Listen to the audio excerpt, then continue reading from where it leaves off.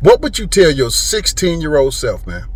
I would tell Lavell in the near future, you're gonna see more cowards than you ever seen in your life. Mm. There's a bunch of cowards out there right now, man, who don't know how to talk it out, work it out. Everybody want to go to gunplay. But you know, once you pull that trigger, that bullet not trained to come back.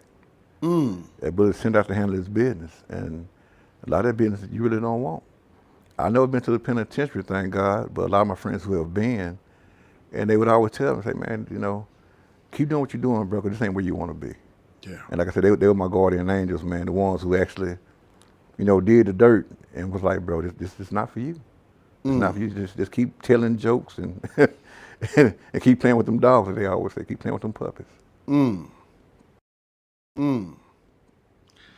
I think another part that I hear from you, because I've spoken with several of your friends, and some of them, are really serious business.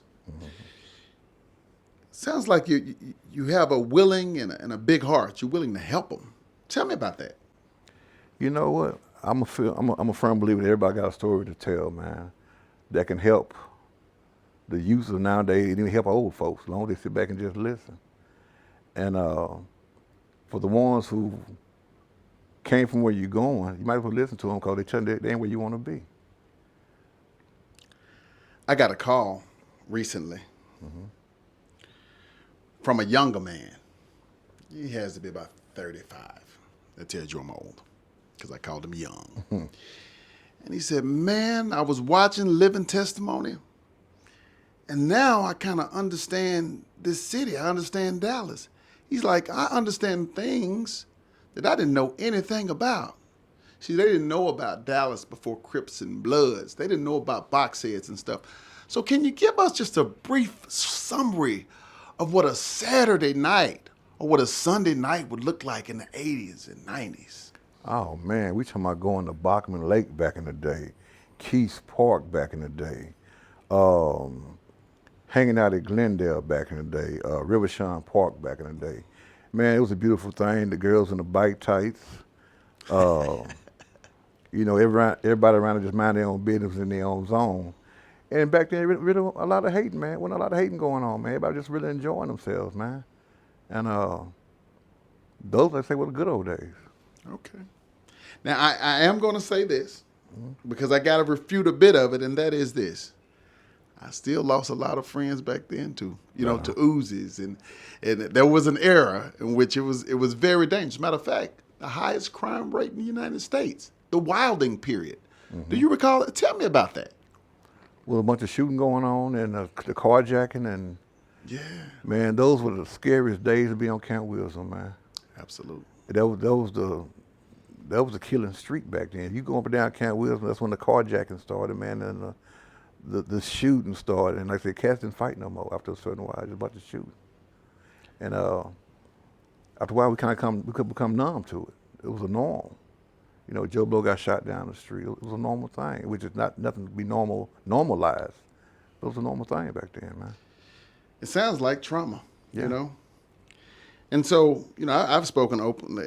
I got diagnosed with PTSD for seeing a bunch of things when I was younger. And I'll tell you this. It's just one of those things that no matter how old you get, it's just, once it's in your head, you can't shake it. You're going to have that nightmare. You might have that seizure. You might shake while you sleep. All of those things. How have you managed to cope growing up, knowing the people that you know, experiencing things without always being directly involved? How have you coped mentally? My grandfather always said, mind your business. And minding my business helped me cope with a whole lot of things because when people died and got shot and the whole 9 yards, far as retaliating, that wasn't my business. I had to stay out. I just watch and pray for the families. Mm. I had a guest on the show, Polar Bear, Bear Street, Right on. a son of Larry the Mac James. And he said that he went to several schools, moved often, and you had to quickly be able to forget friends. Mm-hmm. But that was a lyric that he had in one of his songs back in the day. And it said, in the late 80s and the early 90s, it felt like he went to a funeral every day. Tell me about the time in which the song "I Tossed a 40 to Your Memory" and all that stuff was going on. What was the vibe in the city? Man, at that time, that's why I lost my best friend, Timothy Williams. He got to a dice game. And that song came on, bro. It just melted me because, you know, when that song, they talk about shooting dice. Yep. And it's like, matter of fact, the song was actually out. That had been like 92 when the song was out, and that's when he passed that year. So what I'm trying to do, Lavell, is bring back the love. That's why we're in Love Deposit Studios. We got a lot of people that have done a lot of things to each other because we didn't know each other. We were from different neighborhoods. We weren't necessarily on any Crip and Blood stuff until a little later. But tell me this. In your opinion, what do we have to do as middle-aged men to help the healing process to prevent these youngsters from sliding? Lead by example. Lead by example. You know, you tell somebody something all day long, but if you're not doing it, you're just talking. Lead by example. Prime example, at work I had a youngster mouthing off to me. Another youngster like, oh man, he talking crazy to you. I said, you know, the reason why he talking crazy because nobody never talked back to him like he had some sense. And I told him, I said, I'm not about that violence, man. We can easily go there. But me talking to you and letting you know who I am and what I'm about, I'm not about that smoke you trying to bring, man. I'd rather mentor you and take you to another level. I don't want to fight you. I want to help you. How did that turn out? He ended up getting fired for trying to fight me. So.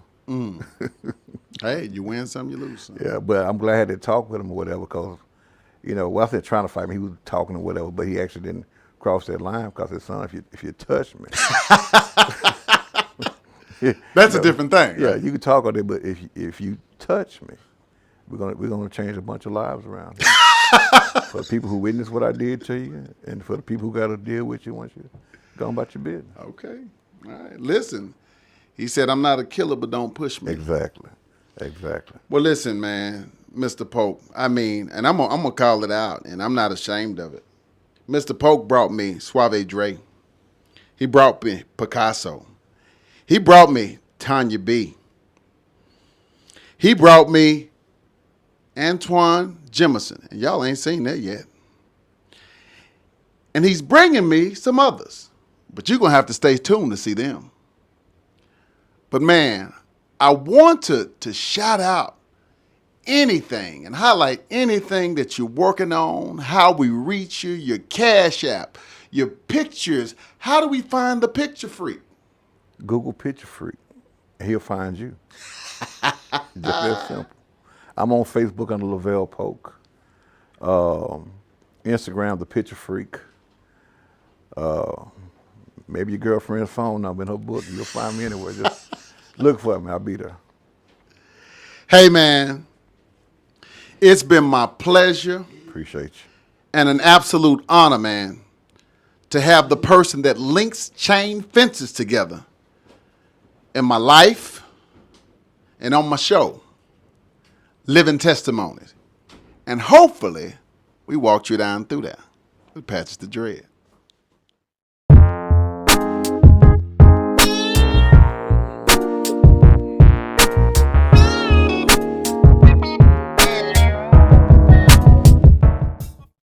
Living Testimony is about telling your story, telling the truth, not your truth, the truth about your struggles and how you've made them through. I'm not asking you to be biblical. I'm asking you to be real. Tune in. Living Testimony.